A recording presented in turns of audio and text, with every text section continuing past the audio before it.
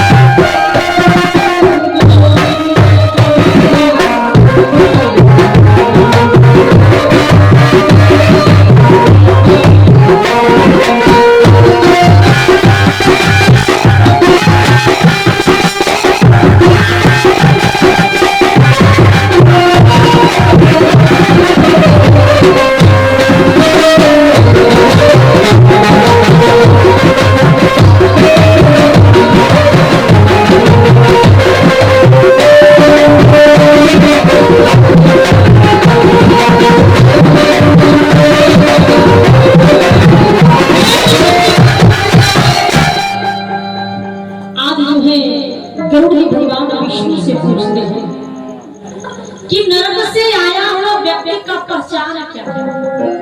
एक स्वर्ग है, एक नरक है। स्वर्ग से आया हुआ व्यक्ति का पहचान क्या है मुझे बताइए। वो नरक से आया हुआ व्यक्ति का पहचान ये है कि वो कर्कशा बोलता है, उनकी आवाज मीठी नहीं होती है, कर्कशा बोलता है, उनके अंदर में अहंकार होता है।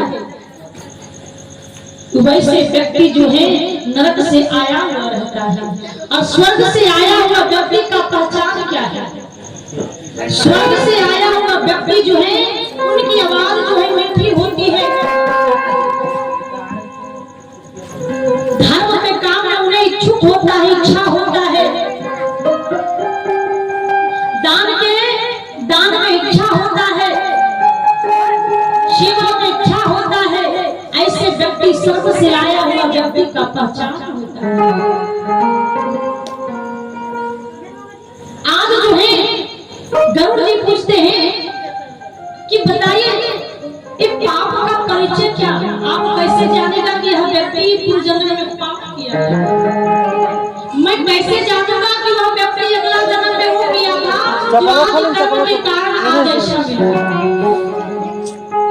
अच्छा बताइए, जो व्यक्ति जो पढ़ाई करता वही पढ़ाई के अनुसार उसे नौकरी होती है ना। कोई अगर बायोलॉजी पढ़ता है, डॉक्टरी का पढ़ाई करता है, तब उसे डॉक्टर बनाया जाता है। कोई मास्टरी का पढ़ाई करता है तो उसे मास्टर बनाया। उसमें आप गर्भ में मार दिया करते थे, नष्ट कर दिया करते थे।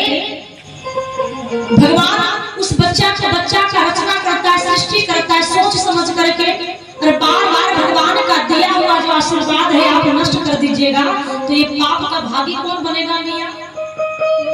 हम बनेंगे ना। तो बताइए, किसी को 2 बेटी हो, 3 बेटी हो, 4 बेटी हो तो लोग गर्भ में ही बच्चा नष्ट करवा देते हैं, लेकिन ये करवाना नहीं है। अगला जन्म में वही व्यक्ति जो है भील जात का जन्म लेना पड़ता है और क्या वही बंधन हो जाता है। तब वो व्यक्ति जो बार बार भगवान का पूजा करता है, भगवान को पूजता है, लेकिन इसीलिए उस नारी को कभी बाल बच्चा नहीं होता है। और क्या गुरु का अपमान करने वाला जो व्यक्ति गुरु का अपमान करता है वह दुष्चर्म रोग से पीड़ित होता है। मदिरा का सेवन करने वाला व्यक्ति जो होता है वो काला होते हैं। अब 6 पदार्थ खाने वाला पंडित जो होता है वो जलोदर रोगी होता है। गरुड़ महापुराण में लिखा गया है कि ब्राह्मण को मांस नहीं खाना चाहिए। अगर खाता हो तो वैसा व्यक्ति जो होता है जलोदर रोगी से पीड़ित होता है, जो दूसरों को ना देकर स्वयं मिष्ठान खाता है, जो दूसरे को ना देकर किसी का आप चुरा करके खा लेते हैं और ये नहीं जानता है, आप किसी का अंश खाते हैं, वैसा व्यक्ति जो होता है गलकंड रोग से पीड़ित होता है। और श्राद्ध में यशोद दान करने वाला, जैसे आपके यहाँ श्राद्ध हो बड़ी चौरा खोल ले दान कर देते हैं। ये गैया बांझ है, गैया की दान कर देते वाली बाबा के छह पंडित जी के। अगर ऐसा करने वाला जो होता है मतलब असुर दान करने वाला और वैसे गाय को दान करने वाले सफेद कुष्ठ रोग से पीड़ित हैं। जितना भी आप श्रद्धा का, श्राद्ध का मतलब क्या है? श्रद्धा, श्राद्ध का मतलब है श्रद्धा। आपके अंदर में जितना ही श्रद्धा है, आप जो भी करते श्रद्धा से कीजिए, तभी आपके माता पिता की सदगति हो सकती है, मुक्ति हो सकती है।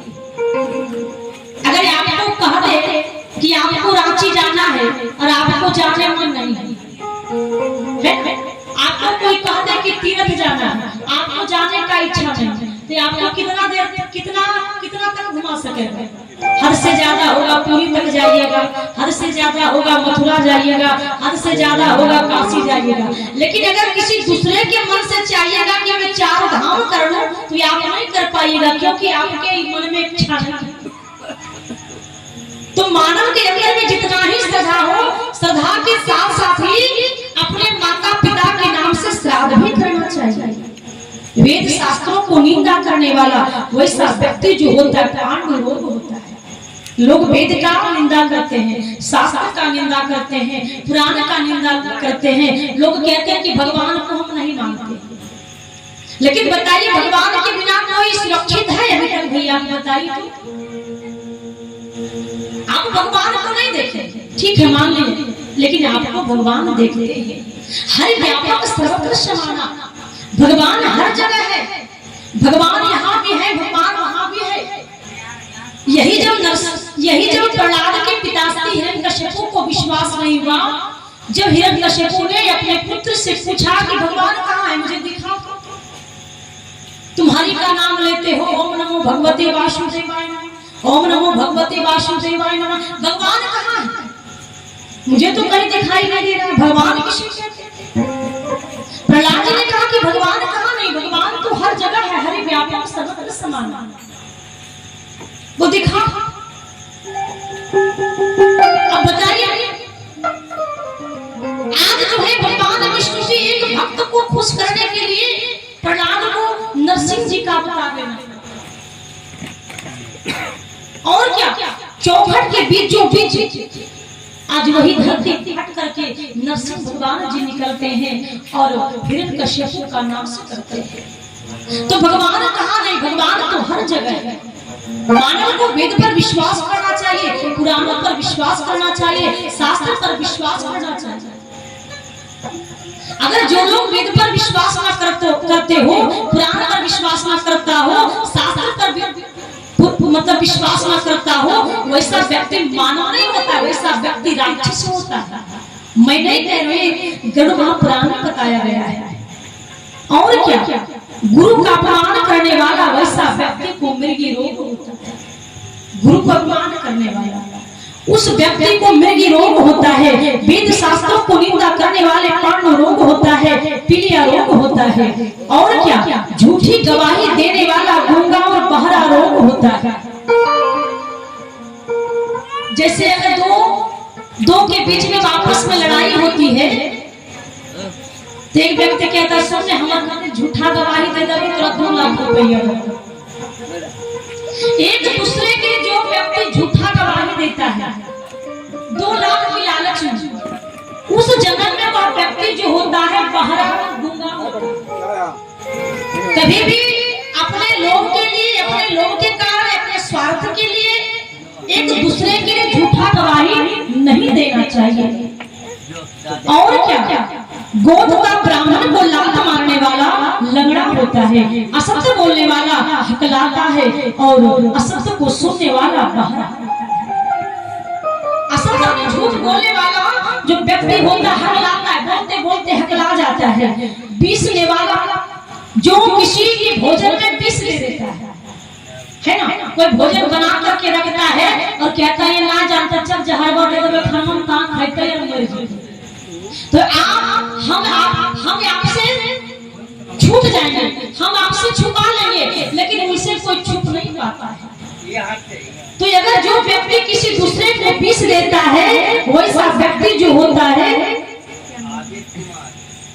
हमारे आदित्य बाबू की तरफ से 21 रुपया का दान आया है। प्रेम से बोले दान देने वाले दाता।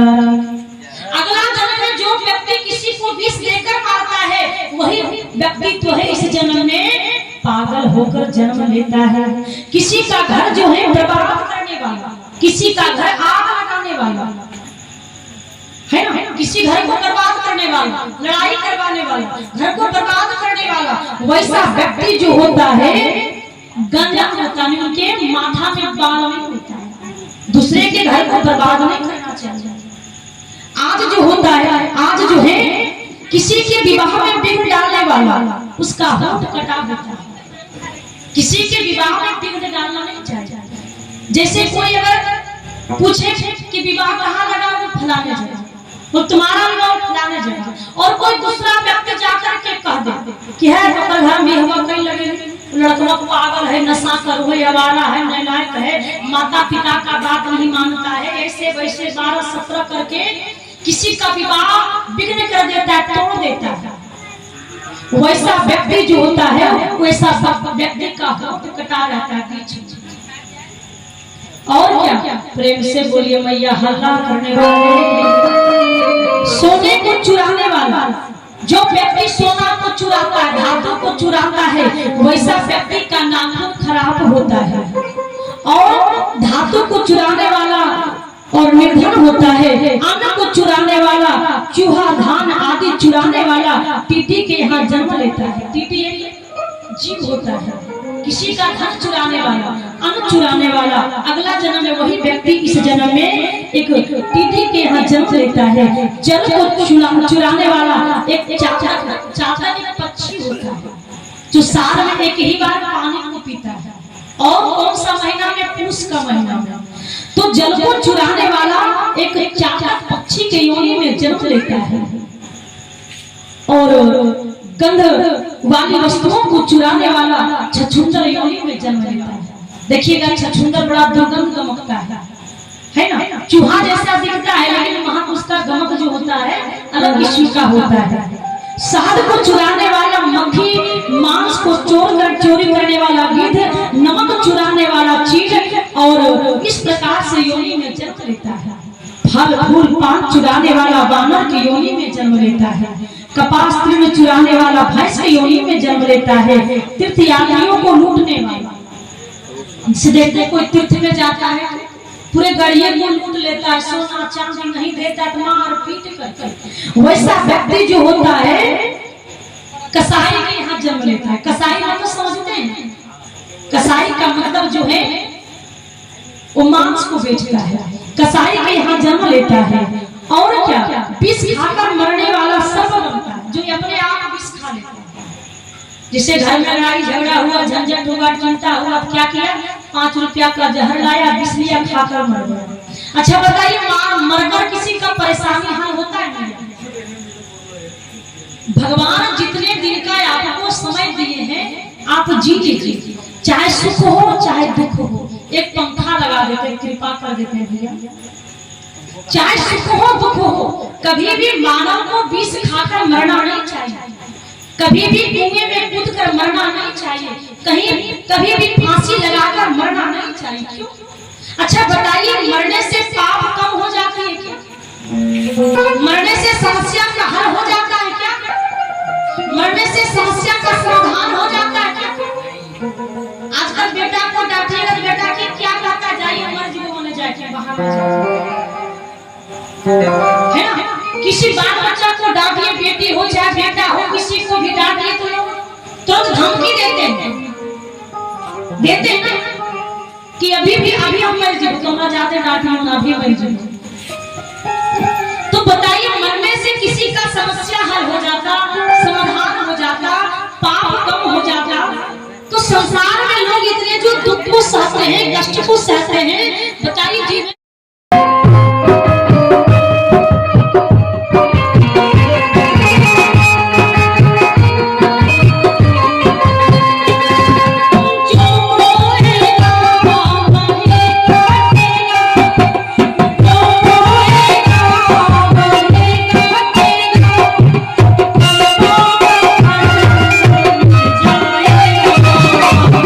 जैसे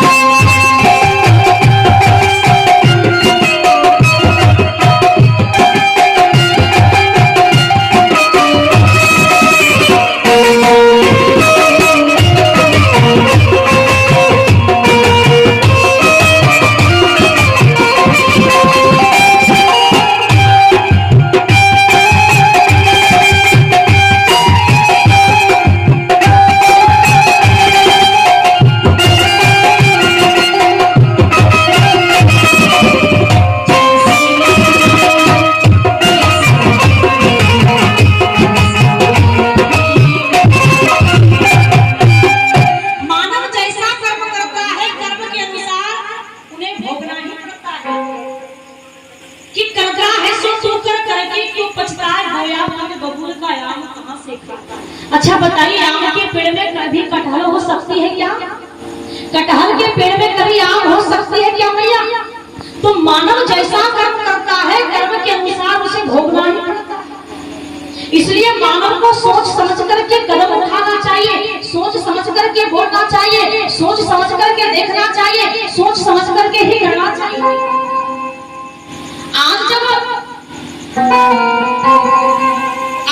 अर्जुन जी जब माता द्रौपदी को लाते हैं, वहां भी एक जिस प्रकार माता जानकी के लिए स्वयंवर रखा गया था, माता द्रौपदी के लिए भी स्वयंवर रखा गया था। तो जब आज अर्जुन जी अपने बाण से जो धनुधर थे, आज जब माता द्रौपदी को लाते हैं जीत करके, तो अर्जुन जी क्या कहते हैं माता कुंती से कि मां मैंने फल को लाया। माता कुंती ने क्या कहा कि जब तुमने एक फल को लाया है तो पांचों बांट कर खा लो। लेकिन वही अगर माता कुंती देख लेती कि फल में क्या है, सेब है कि नारी है, तो बताइए पांचों भाई माता द्रौपदी को रखते थे? पांचों भाई की पत्नी होती क्या पंचाली कहलाती क्या? नहीं। इसलिए किसी को देखकर ही आप जवाब दें, उसे आशीर्वाद दें, कोई बात सुन ले, सोचने समझने तभी आप, अगर बिना सोचे बिना समझे किसी दूसरे की बातों के आवेश में आकर के अगर आप कुछ कदम उठाते हैं तो इसका अंजाम बड़ा बुरा होता है। आज बताइए क्या मतलब था कि पांचों भाई माता द्रौपदी की पतिदेव जी बन जाते, लेकिन यही माता कुंती जब चूल्हे को नीप रही थी, अगर पीछे मुड़ करके देख लेते कि अर्जुन एक फल में एक नारी को लाया है, तो बताइए कभी माता द्रौपदी एक 5 पति की पत्नी नहीं बनती। इसलिए मानव का कर्म जो है वापस लौट करके आता है। इसलिए मानव को अच्छे कर्म करना चाहिए। आज गुरु जी पूछते हैं कि और ऐसे हैं क्या? हाँ, और क्या? जो व्यक्ति यज्ञ में अधिकार न रखता, जो व्यक्ति अगर गांव में यज्ञ होता और यज्ञ में भाग न लेता हो कि नहीं हम इस यज्ञ में भाग नहीं लेंगे, ऐसा व्यक्ति जो होता है सुअर योनि में जन्म लेना पड़ता है। जितने भी 84 लाख योनि है कर्म के अनुसार ही योनि मिलता है। अच्छा बताइए, जब इंसान मर जाता है तो फिर इंसान का शरीर मिलता है क्या? मिला? कर्म के अनुसार सांप में, सुअर में, कुत्ता में, बिल्ली में, बाघ में, लोमड़ी में, गधा में, कर्म के अनुसार उस योनि में जन्म लेना पड़ता है। तो जो व्यक्ति यज्ञ में अधिकार न रखता हो वैसा व्यक्ति को सुअर के योनि में जन्म लेना पड़ता है। जो ब्राह्मण होकर के भी अगर संध्या गायत्री का जप नहीं करता हो वैसा व्यक्ति जो मन से दुष्टता रखता हो वैसा जो है बगुले के योनि में जन्म लेता है। जो एक ब्राह्मण था दिव्य ज्ञान में ब्राह्मण ज्ञान में, अगर ब्राह्मण के अंदर में भगवान के प्रति श्रद्धा ना हो, जो एक ब्राह्मण का कर्म चाहिए सुबह शाम का एक संध्या हो, आरती हो, पूजा पाठ हो, एक ब्राह्मण होकर के अगर ना करे तो ब्राह्मण जो है एक बगुले के योनि में जन्म लेता है। और क्या? जो ब्राह्मण सुपात्र के यहाँ सुपात्र को विद्या दान नहीं करता, जो ब्राह्मण होकर के अगर ब्राह्मण होकर के अच्छे ज्ञानी है और ज्ञानी होकर के अगर किसी को अगर ज्ञान ना दे, वह ज्ञान अपने आप अपने पास रख ले, किसी को बांट कर नहीं जाए, तो वैसा व्यक्ति जो होता है बैल के यहाँ जन्म लेता है। लोग जब गुस्साते क्या कहते हैं? बैल तो हमारा नहीं कह रहे, तो लोग क्या कहते हैं? बैल है, मेरा में कोई ज्ञान है।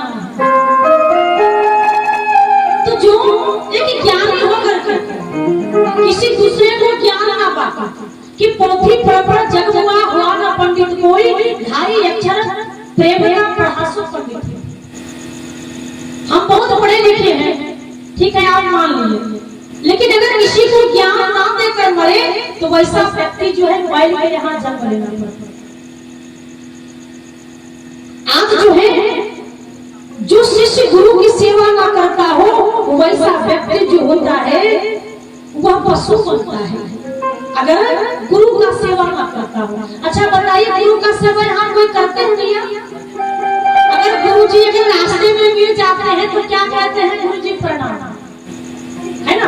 जाते जाते प्रणाम नहीं तो मुँह छुपा लेते हैं कि मास्टर साहब याद करो थे, कहीं देख लेते गड़िया तक, कहीं स्कूल में 10 बात हो तो ना।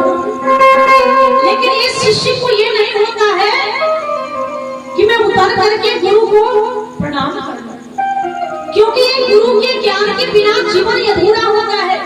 बड़े सुंदर भाव से एक चौपाई में लिखा है कि गुरु बिना भगवान धिक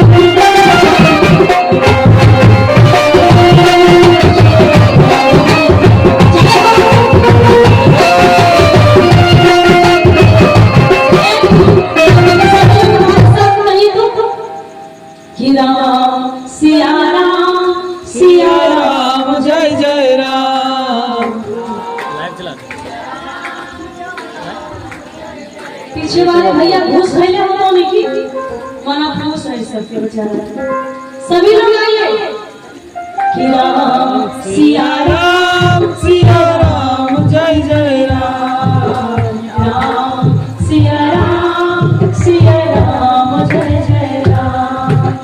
हो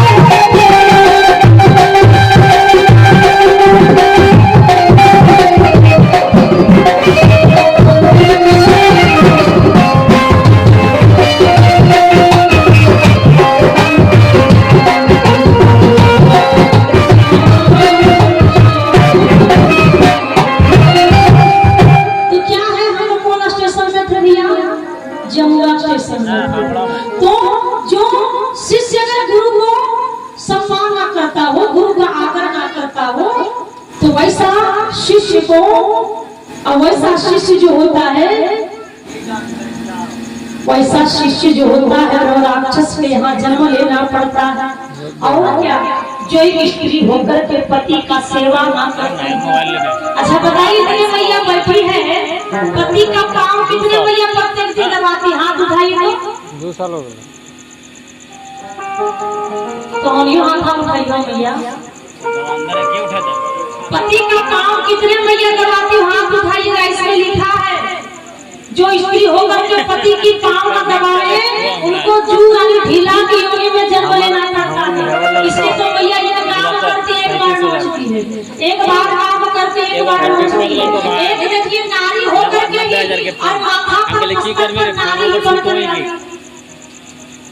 एक नारी है और नारी के शरण में ही नारी बनकर नारी ही बात बोला नहीं है, तो पूरा शौक करता है कितना प्रताड़ित कि वो अपना लक्ष्य पा ले। तो बताइए पति का सेवा करने में मैया कहते हाथ उठाइए और बाप के ऊपर बहन के तक की है मुझे बड़ा लेके तब वो हाथ उठाइए। नॉर्मल चलाओ तो अब तो नहीं के फाटरम समझाओ, लेकिन आप कान है कोई ना 16,000 के लले अब तो नहीं कोई की खेती बाड़ी समय है, हाथ चल को 25 थी तो दिसंबर के ऑफर हाथ है। जो तो थी बताइयो तो संजय आओ थी ठाकुर थी कि ने की करो आओ थी बढ़िया सब किया 2 वर्ष में क्रेडिट कार्ड उसका 2000 डिस्काउंट है, 2000 क्रेडिट कार्ड सीधे कैश देने चाह रहे प्रेम से बोलिए भगवत से भगवान मतलब है कि चिहुलिया में हमारी मैया अपने पति की पाँव नहीं दबाती। लेकिन हमको पूछिएगा कि मम्मा तुम दबो हो तो हाँ आप हमारे पतिदेव जी कल आवेंगे, आप पूछ लीजिए क्यों ना मैं 2 मिनट ही दबाऊं, लेकिन सवेरे उठ करके सबसे पहले उनका पाँव दबाता हूँ। एक प्रॉब्लम की बात नहीं, व्यास गति से कह रहे हैं सबसे पहले उनका चरण जैसे भी छू, चाहे दबाकर छू चाहे प्रणाम कर लूं, क्योंकि उनके आशीर्वाद से मैं यहाँ तक पहुंची। यहाँ तक लाने वाले किसी के अंदर में उतनी क्षमता नहीं थी कि यहाँ तक पहुंचाने का प्रयास करें। उनके अंदर में इतनी क्षमता थी हमारे पतिदेव जी के अंदर में कि एक भाई बनकर, एक पिता बनकर, एक सास बनकर, एक ससुर बनकर, पूरा परिवार बनकर, एक पति बनकर, पूरे समाज की एक प्रतिष्ठा बनकर आज यहाँ तक लाने का प्रयास उन्होंने किया। आज इसीलिए सबसे पहले उठती हूँ तो उनका चरण में छूती, इसके बाद मैं ठाकुर जी का दर्शन करने पूजा करने जाती हूँ। क्यों? एक नारी का यही होना चाहिए। नारी का प्रथम धर्म यही होता है। क्या होता है भैया? कितनों आप पति पत्नी लड़ जाइए, 1 मिनट ध्यान सुनिए, कितनों खूब लड़े हैं, खूब लड़े हैं। अभी आप लड़े 1 मिनट के बाद हो सके आप गिर जाइएगा या नहीं, आप चिल्लाइएगा बचाओ बचाओ, तो सबसे पहले 2 बार कौन आते हैं बताइए? बताइए अभी लड़े हैं, पूरा गाली गलौज बनकर हो गया, तुम चली जाओ नहीं ना हम रह जाएंगे, ऐसे वैसे पारस लड़ जाने के बाद आप बहाना भी मार दीजिए कि हम गिर गए। अब खूब चिल्लाइएगा, देखिए सबसे पहले के थे पतिदेव जी। आप कितने हंकार कीजिए, हमारे मेहरा नौकरी है, चाकरी है, क्या कमी है, कितना जमीन है, लेकिन बहुत बड़े बड़े जमींदार आए चले गए, लेकिन नहरा साथ देने वाले कितने दिन है मैया? हद से ज्यादा 6 महीना साल हो। 6 महीना बाद घर वाले ही कह जाए कि करियो तो घरों लिख दियो कि जहाँ देवलियो जहाँ जो रहे। तो बताइए जो पति डांटते फटकारते तब पर भी दिन रात हमारे लिए मेहनत करते हैं, बच्चों को पालने के लिए, हमारी देखभाल करने के लिए, प्रतिष्ठा इज्जत से रखने के लिए मेहनत करते हैं, अगर उस पति का सम्मान ना करो तो बताइए कितनी निंदा की चीज है। हाँ लड़ाई कीजिए, जहाँ लड़ाई होती वही प्रेम होती है। जो मैया पार्वती भोलेनाथ जी के बीच में प्रेम जो हुआ, जो लड़ाई होती थी तो क्या बोलना छोड़ देते थे? अगर सुबह की लड़ाई शाम में अगर खत्म हो जाए तो उससे लड़ाई नहीं कहा जाता, शाम की लड़ाई सुबह तक खत्म हो जाए तो लड़ाई नहीं कहा जाता।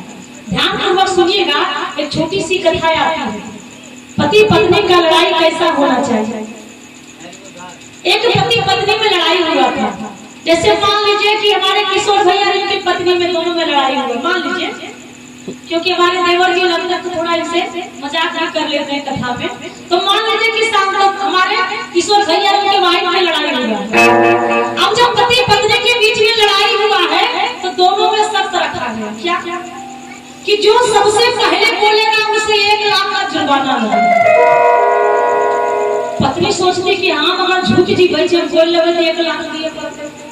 पतिदेव जी सोचते कि अगर हम पहले बोल तो 1 लाख दिए पड़ते, करिए करिए।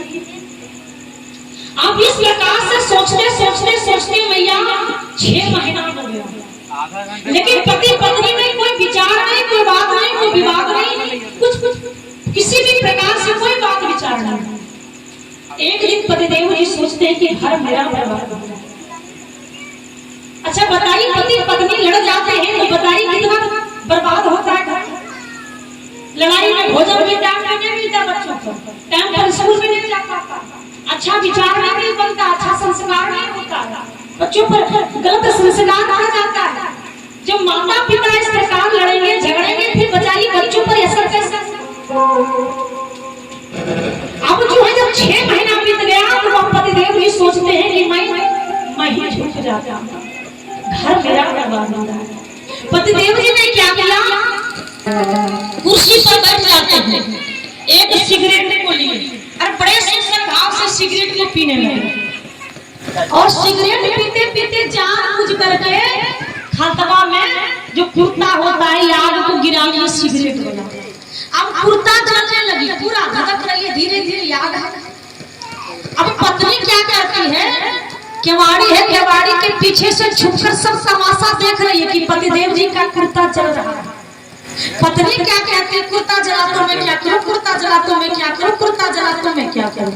लेकिन पत्नी ये नहीं कहती है कि पतिदेव जी आपका कुर्ता जल रहा है। क्यों? पत्नी सोचती कहीं हमारा 1 लाख तो नहीं दिया। अरे पैसे के पीछे इतना मत भागिए कि आपका बच्चा बर्बाद हो जाए, परिवार बर्बाद हो जाए। पैसा पैसा है, पैसा दुख भी देता है तो सुख भी देता है। पैसा किसी को बचाता है तो किसी को मार भी देता है। किसी के घर में परिस्थिति खराब हो जाती है, पैसा नहीं मिलता है तो हॉस्पिटल में वहाँ व्यक्ति मर जाता है रोग के कारण, और जिसके पास ज्यादा पैसा हो जाता है उसका पीछा भी लोग करने लगता है और बीच राह में बीच रास्ते में लोग उसे मार देते हैं। तो पैसा से कोई बड़ा नहीं बना है, लेकिन पैसा एक ऐसा चीज है कि सुकून भी देता है तो सुकून छीन भी लेता है। इसलिए मानव को पैसा के पीछे भागना नहीं चाहिए। जितने भगवान दिए हैं उसी में भगवान, इसी में मानव को संतोष करना चाहिए। आज जो है इसीलिए कहावत है कि पत्नी को पति का सेवा करना चाहिए। अगर पत्नी पति को सेवा नहीं करती है तो ढीला यानी झुके योनि में जन्म लेना पड़ता है। प्रेम से बोलिए भक्तसल भगवान की, प्रेम से बोलिए श्रोता समाज की। आज जो है फिर गरुड़ जी भगवान विष्णु से पूछते हैं कि प्रभु आप बताइए, जिसमें जीवात्मा यममार्ग में जाता है तो यममार्ग में एक बैतरणी नदी मिलती है, तो बैतरणी नदी कैसा जीवात्मा जाता है, मरने के बाद कैसा जीवात्मा जाता है, कौन जीवात्मा और कैसा जीवात्मा को बैतरणी नदी में कष्ट होता है कि जो व्यक्ति जीवन में दान करता है, जो व्यक्ति जीवन में एकादशी का व्रत करता है, जो व्यक्ति शिव जी का उपासना करता है, जो व्यक्ति गाय का सेवा करता है, जो व्यक्ति माता पिता का सेवा करता है, जो व्यक्ति तीर्थ धाम जाता हो, ऐसा व्यक्ति को बैतरणी नदी में कष्ट नहीं होता है। उस जीवात्मा के लिए भगवान विष्णु जी अपने वाहन को भेजते हैं और उस बैतरणी नदी में उस जीवात्मा को कष्ट नहीं होता। और कैसे जीवात्मा को कष्ट भोगना पड़ता है बैतरणी नदी में कि जो व्यक्ति जीवन में एक संत का सेवा ना किया हो, महात्मा का अपमान किया हो, और क्या माता पिता का अपमान किया हो, गुरु का अपमान किया हो, जो जीवन में तीर्थ ना गया हो, जो जीवन में व्रत ना किया हो, जो जीवन में शिव का उपासक ना किया हो, ऐसा व्यक्ति जो है बैतरणी नदी में कष्ट भोगना। आज गरुड़ जी पूछते हैं कि नरक कितने प्रकार के होते हैं, आप नरक का वर्णन मुझे बताने का प्रयास कीजिए। आपने बताया कि जीवात्मा के साथ कैसा कष्ट होता है, कैसा फिर से शरीर तैयार होता है, कैसे यमराज में स्वर्गगाम हो जाता है, कैसे धर्मराज में यहाँ पहुँचता है, कैसे बैतरणी नदी को जाता है, कैसे कष्ट होता है, ये आपने बताया। लेकिन आप ये बताइए कि नरक कितने प्रकार के होते हैं। आज भगवान विष्णु ने कहा कि नरक जो है 84 लाख नरक होता है। नरक कितने प्रकार का है भैया? 84 लाख नरक है। लेकिन गरुड़ महापुराण में कितने प्रकार का नरक है आप बताइए। शास्त्रों भैया रोज सोचते हैं गरुड़ महापुराण में कितने प्रकार का नरक है।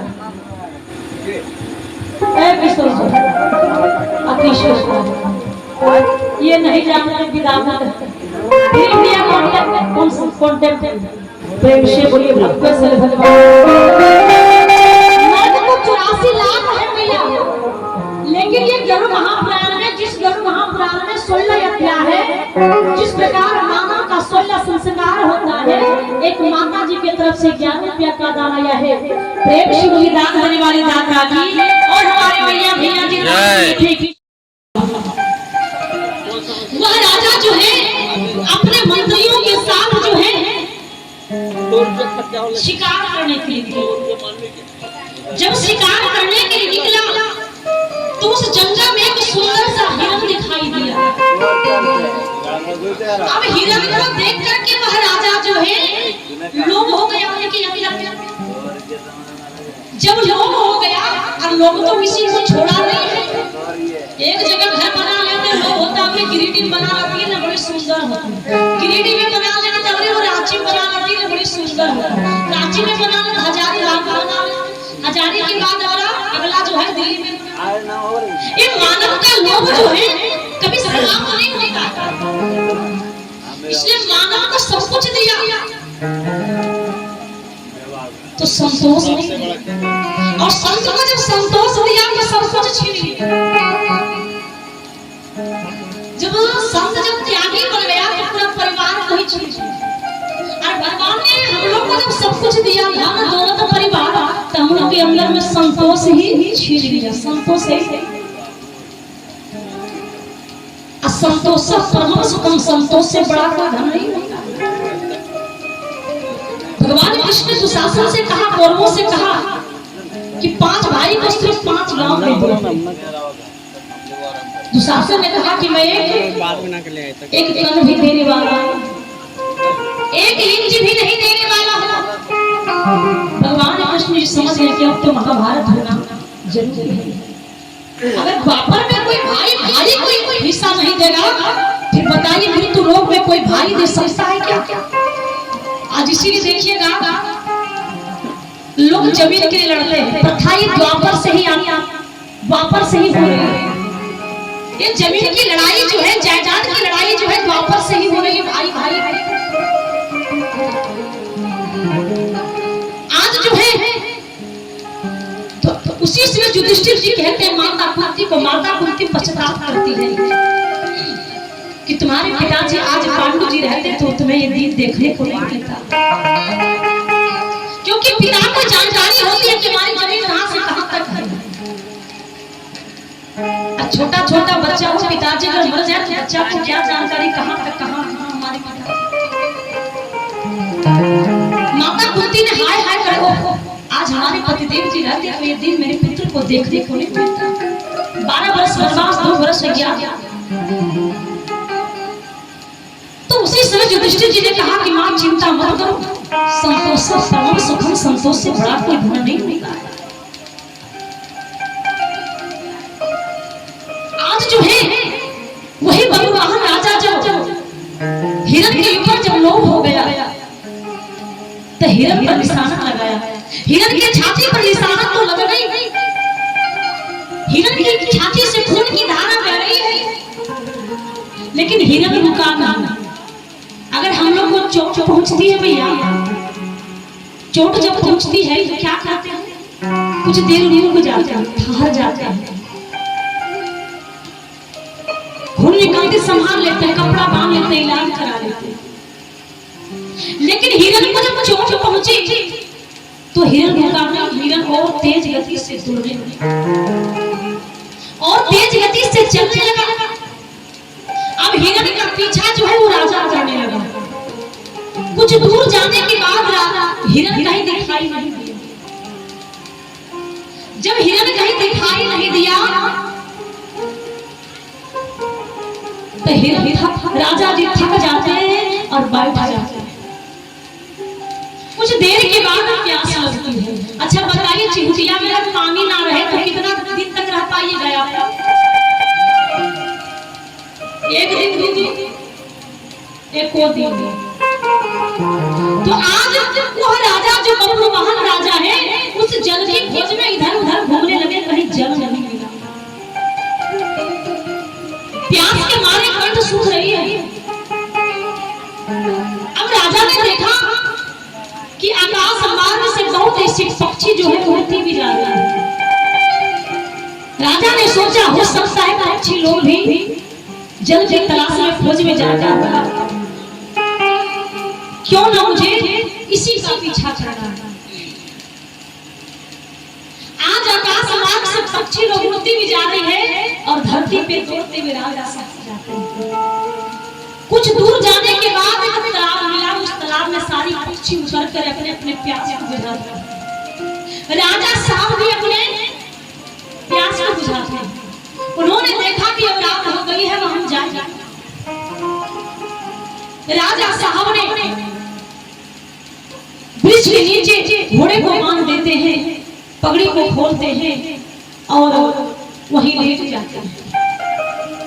जब आधी रात होती है, अर्धरात्रि, तो वहां एक प्रेत आता है। प्रेत का कभी कभी पैर नहीं होता है। जब प्रेत आता है वहां, तो राजा को जगाने लगा।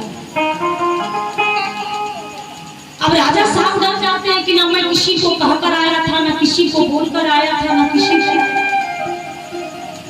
फिर आधी रात में आया। अब जैसे ही राजा ने आंख को खोला तो देखा प्रेत को डर जाता है। डर के मारे दौड़ने लगा कि वो मुझे प्रेत मार देगा।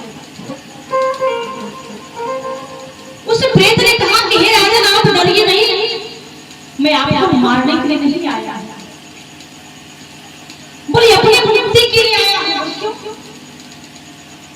ये जो तुम्हें प्रेत का समय मिला, क्यों मिला? क्या कारण है? क्या जीवन में तुमने व्रत नहीं किया क्या? जीवन में तुमने मंदिर नहीं गया क्या? जीवन में तुमने पूजा पाठ नहीं किया क्या? जीवन में तुमने शास्त्र वेद पुराण का आदर नहीं किया क्या? जीवन में तुमने गाय का सेवा नहीं किया क्या? जीवन में तुमने सत्संग में शामिल नहीं हुआ क्या? जीवन में तुमने कभी दान प्रदान अपने हाथों से नहीं किया क्या? जीवन में तुमने तीर्थ नहीं किया क्या? बोले हे राजा, जीवन में मैं सब कुछ किया।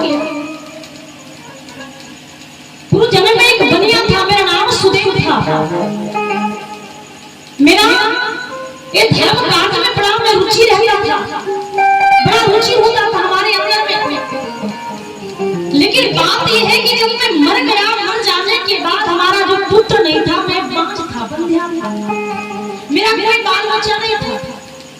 जब मैं मर गया, जब पुत्रों के हाथों से पुत्र का उत्तरदायित्व होता है माता पिता के मर जाने के बाद, वो नहीं हुआ पुत्र के हाथों से। आज इसीलिए प्रेत का शरीर बन गया। राजा ने कहा कि पुत्र से कोई बड़ा बड़ा है क्या? मानव अगर बड़ा है तो अपने कर्म से बड़ा बड़ा है। अच्छा बताइए, राजा दशरथ को 4 पुत्र हैं, जिसमें राजा दशरथ जी का प्राण मतलब था, प्राण चल भी गया, तो उनके सामने कोई 4 पुत्र में थे क्या? थे क्या भैया? हाय राम, हाय लक्ष्मण, हाय सीता करते हुए प्राण को क्या? तो ये भी राजा दशरथ को श्राप मिला था, किसके द्वारा? श्रवण कुमार के माता पिता के द्वारा, शांतनु और मां का नाम ज्ञानवती। आज श्रवण कुमार के माता पिता के श्राप के कारण राजा दशरथ को पुत्र के वियोग में मरना पड़ा। श्राप जो है किसी का भी लग सकता है, ये नहीं कि सिर्फ ब्राह्मण का ही लगता है। श्राप जो है आपके मुखार से अगर हम आपको कष्ट पहुंचाएंगे तो श्राप आपका भी लग सकता है। श्राप जो है चिट्ठी से भी लगता है, श्राप जो है जीव जंतु से भी लगता है।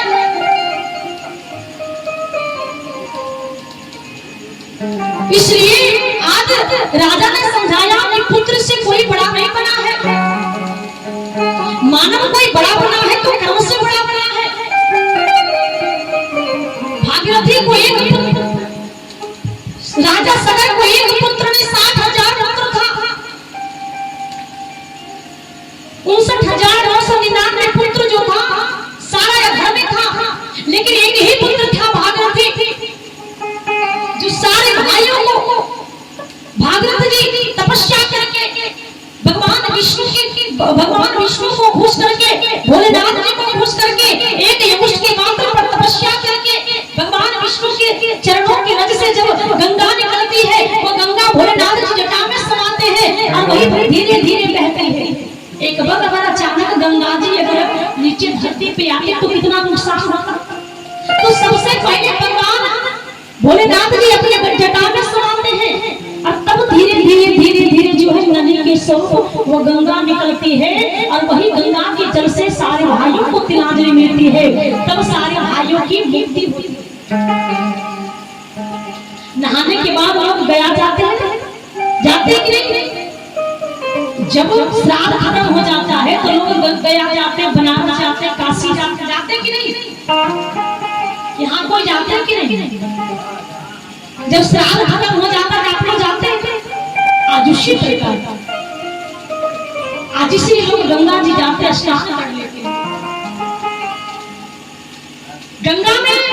गंगा जी में कितना भी पाप करके चले जाइए, गंगा जी में सब पाप धुल जाता है। लेकिन जानकर पाप कीजिएगा तो धुलने वाली नहीं। अगर आप डेट तिथि अगर बैठा करके कि अगला डेट में अपना मारे थे, ये अगला डेट में अपना खत्म करेगा है, अगर उस डेट पर अगर किसी को डेट बाय डेट मारिएगा, पाप कीजिएगा तो एक बार में हजारों बार लाखों बार गंगा में स्नान कीजिएगा, पाप धुलने वाला है। मन में चंगा तो कठोर में गंगा, मन अगर साफ है तो यहाँ भी जल वैसा है, चापा का भी जल वैसा है, कुआं का भी जल वैसा है, नदी तालाब का भी जल वैसा है और गंगा जी में भी जल वैसा है। गंगा जी ने कहा कि मानो तो मैं गंगा, माहू ना तो मैं बहती गंगा। बड़े सुंदर भाव से छोटी पंक्ति में लिखा गया है कि मानो तो मैं गंगा ना मानो तो बहता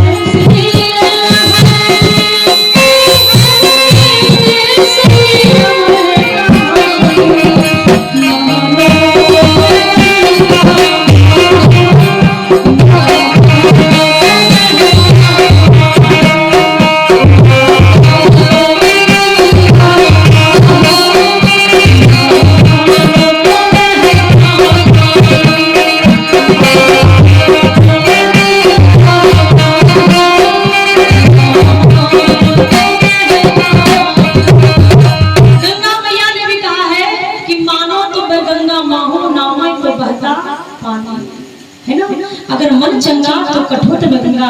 अगर मन मेरा साफ है मैया तो यहाँ से भी भगवान और गंगा मैया को स्वीकार करेंगे, ध्यान करेंगे तो उनका दर्शन हो जाएगा। अच्छा, भगवान का दर्शन कब होता जानते हैं? जब आप दोनों आंख को ढक लीजिएगा। दोनों आंख को ढकना मतलब मोह माया से वंचित हो जाना। दोनों आंख को खोलकर अगर आप भगवान का दर्शन करना चाहिएगा तो भगवान का दर्शन कभी नहीं हो पाएगा। क्यों? क्योंकि आप मोह माया में फंसे हैं।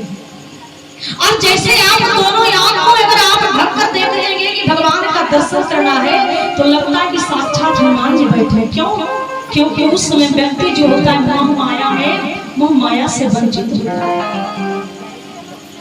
आज जो है इसी प्रकार वह प्रेत ने कहा कि आज इसीलिए मुझे प्रेत का शरण मिला है। आज राजा ने कहा कि संसार में पुत्र से कोई बड़ा नहीं बना है, अपने कर्म से बड़ा बना है।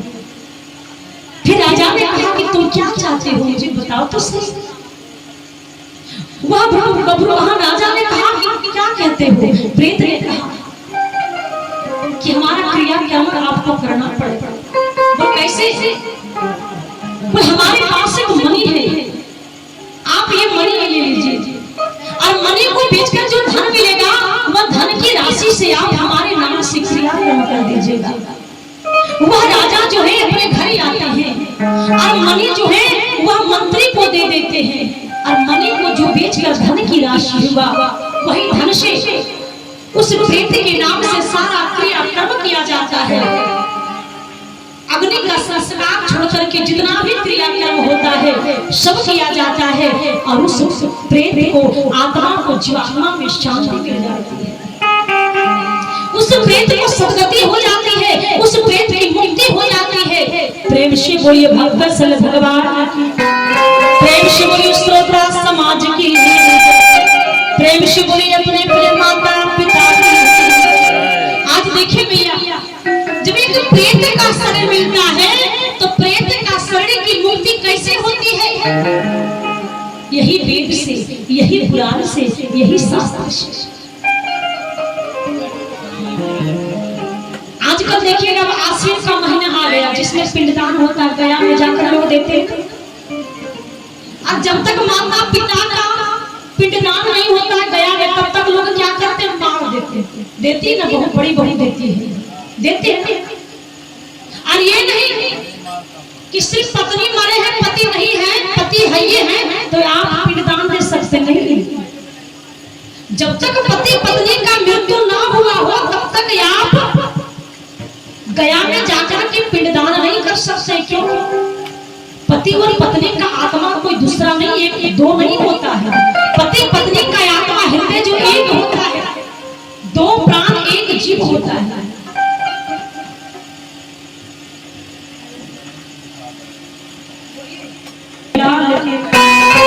ये नहीं कि पतिदेव जी मर गए हैं, होता ना कि 4-5 भाई होता है तो ऐसा हो जाता है, तुम मरा कभी, तुम मरा कभी, हमरे ससुर और लोग मरने से पहले जाकर के ससुर नहीं मरे, सासू मां मर गई है तो पिंडदान जाकर कर दे देते हैं। जबकि साल में एक बार उस जीवात्मा को याद किया जाता है ना? लोग स्नान में पुत्र का उत्तरदायित्व होता है कि जब तक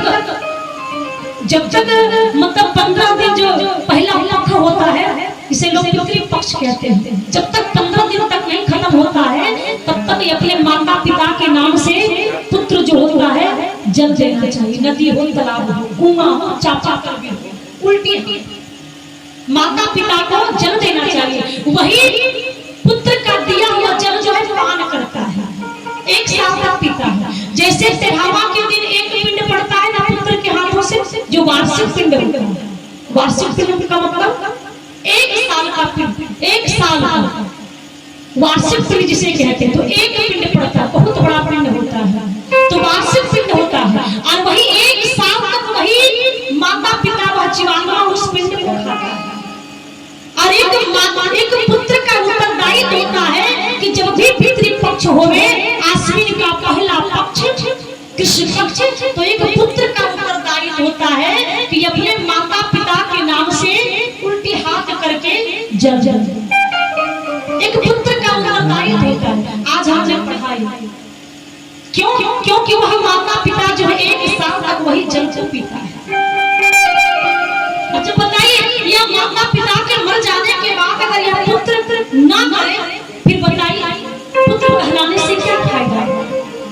क्यों माता पिता पुत्र को जन्म क्यों देते हैं? कि मरने के बाद तुम्हारे ही हाथों से हमारी गति होगी, सदगति होगी, मुक्ति होगी।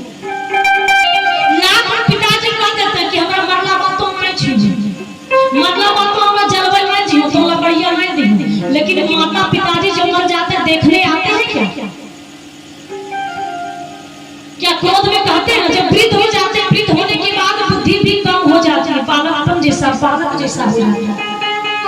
तो लोग कहते हैं मरला बात तो नहीं छीनो नहीं जलाइयो लकड़िया नहीं दियो नहीं तब की, लेकिन आप दिमाग में रख लीजिए पुत्र जैसा हो, लूला हो, लंगड़ा हो, अंधा हो, काना हो, जैसा हो, मूर्ख हो, नालायक हो, शराबी हो, जुआरी हो, लेकिन जब माता पिताजी मर जाते हैं, मर जाने के बाद पुत्र के हाथों से अगर क्रियाक्रम न किया जाए तो सच में उस माता पिता की सदगति नहीं, उस जीवात्मा की जो है, जीवात्मा कभी शांति नहीं रहता है, उसका आत्मा जो है भटकते रहता है। अगर जीवात्मा की शांति चाहते हैं तो होता है कि माता पिता के नाम से क्रियाक्रम श्रद्धा से श्राद्ध दान उपदान सज्जा दान सब करें, तभी उस माता पिता की सदगति होती है। ब्राह्मण की पूजा करें, आचार्य की पूजा करें, तब वही माता पिता की सदगति होती है।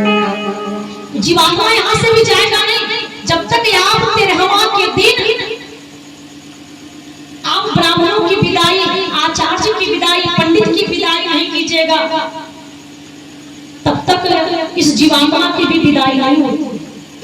वह जीवात्मा सब देख रहा है, सब देख रहा है, या कथा भी सुन रहा है, लेकिन आप लोग देख नहीं पा रहे। वह सुन रहा है, सब देख रहा है, आप क्या सोच रहे हैं, क्या कर रहे हैं, क्या देख रहे हैं, क्या कह रहे हैं। वह जीवात्मा अगर आप कुछ अनगढ़ बात बोलते हैं तो जीवात्मा पश्चाताप करता है, ओह अपना बाल बच्चा जन्मे लिए, बताइए हमारे जाने के बाद ऐसा, हम सोचते थे ऐसा था वैसा था, लेकिन हमारे जाने के बाद ऐसा। यह जीवात्मा सब देखता है, सब सोचता है, सब कहता है।